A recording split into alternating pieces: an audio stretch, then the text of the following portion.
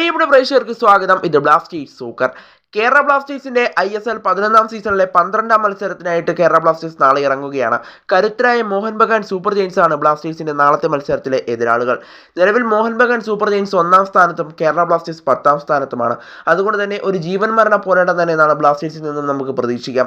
ഒരു മികച്ച മത്സരം പുറത്തെടുത്താൽ മാത്രമേ നാളത്തെ മത്സരത്തിൽ മോഹൻ ബഗാൻ സൂപ്പർ ജയൻസിനെ വീഴ്ത്താൻ കേരള ബ്ലാസ്റ്റേഴ്സിന് സാധിക്കുകയുള്ളൂ. നാളെ 1ാം സ്ഥാനക്കാരായ മോഹൻ ബഗാൻ സൂപ്പർ ജയൻസിനെ ബ്ലാസ്റ്റേഴ്സിനെ വീഴ്ത്താൻ സാധിച്ചാൽ മുന്നോട്ടുള്ള മത്സരങ്ങളിൽ അത് നല്ല ആത്മവിശ്വാസം തന്നെ ബ്ലാസ്റ്റേഴ്സിന് നൽകുമെന്നുള്ള കാര്യം ഉറപ്പാണ്. ഇതായാലും മോഹൻ ബഗാൻ സൂപ്പർ ജയൻസിന്റെ നാളത്തെ മത്സരത്തിൽ ബ്ലാസ്റ്റേഴ്സിന് വീഴ്ത്താൻ സാധിക്കുമെന്നുള്ള പ്രതീക്ഷയിൽ തന്നെയാണ് ബ്ലാസ്റ്റേഴ്സിന്റെ ഒട്ടുമിക്ക ആരാധകരും ഇപ്പോഴുള്ളത്.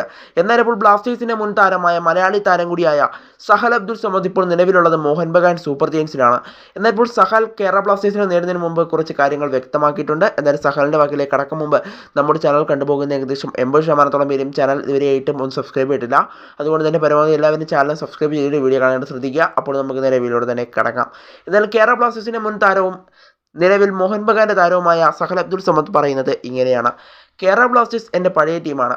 കേരള ബ്ലാസ്റ്റേഴ്സിനെതിരെ ഒരു മികച്ച വിജയം കരസ്ഥമാക്കിക്കൊണ്ട് ഞങ്ങൾക്ക് ആ 3 പോയിന്റ് നേടിയെടുക്കാൻ സാധിക്കുമെന്ന് തന്നെയാണ് ഞങ്ങൾ പ്രതീക്ഷിക്കുന്നത്. നാളെ മികച്ചൊരു മത്സരം തന്നെ ഞങ്ങൾ പ്രതീക്ഷിക്കുന്നു. ഇങ്ങനെയുള്ള കാര്യങ്ങളാണ് ഇപ്പോൾ സഹൽ വെളിപ്പെടുത്തിയിരിക്കുന്നത്.